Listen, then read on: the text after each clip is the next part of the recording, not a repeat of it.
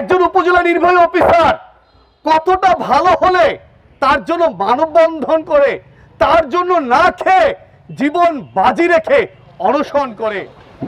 আমার প্রিয় মঠবাড়িয়াবাসী, আপনাদেরকে শুভেচ্ছা জানাচ্ছি। আমি কেন প্রিয় বললাম? আমার পাশের উপজেলা হচ্ছে এই মঠবাড়ি উপজেলা। শরণখোলা এবং মঠবাড়ি উপজেলার মধ্যে আত্মীয়তার বন্ধন রয়েছে। যেমন মানুষের হাট ছাড়া যেমন মানুষ চলতে পারে না, মঠবাড়িয়ার ঠিক তেমনি শরণখোলা ছাড়া চলতে পারে না, শরণখোলা আবার মঠবাড়িয়াকে ছাড়া চলতে পারে না।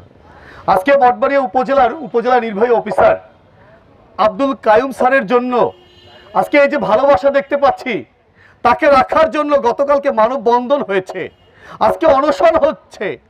আমরা লক্ষ্য করি বিভিন্ন প্রিন্ট ইলেকট্রনিক মিডিয়াতে আমরা দেখতে পাই অন্য অন্য উপজেলা নির্বাহী অফিসারকে বদলি করানোর জন্য ঝাড়ু মিছিল করে, তারা বিভিন্ন ধরনের বিক্ষোভ সমাবেশ করে, উপজেলা কার্যালয় ঘেরাও করে।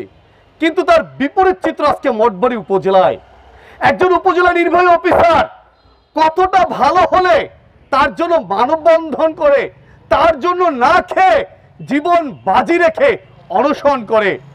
আমি আশা করি পিরোজপুর জেলা প্রশাসক মহোদয়, জনপ্রশাসন মন্ত্রণালয়ের সম্মানিত সচিব স্যার, আপনার দৃষ্টি আকর্ষণ করছি, মঠবাড়িয়াবাসীর চাওয়া বুঝতে হবে আপনাদের।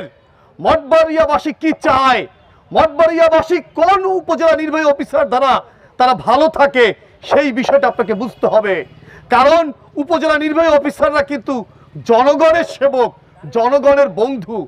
আজকে সেইখানে মঠবাড়িয়া উপজেলার সকল জনগণ যেখানে তাকে চাচ্ছেন, আমি মনে করি পিরোজপুরের জেলা প্রশাসক মহোদয় এবং জনপ্রশাসন মন্ত্রণালয়ের সম্মানিত সচিব ডক্টর মোহাম্মদ ইউনূস স্যার সহ যে সকল উপদেষ্টারা রয়েছেন, তারা মঠবাড়িয়াবাসীর এই ডাকে সাড়া দিয়ে অবিলম্বে তার বদলি আদেশ প্রত্যাহার করে জনগণকে একটি উপহার দেবেন, সেই প্রত্যাশায় আমি আমার বক্তব্য শেষ করছি। ভালো থাকবেন, সুস্থ থাকবেন।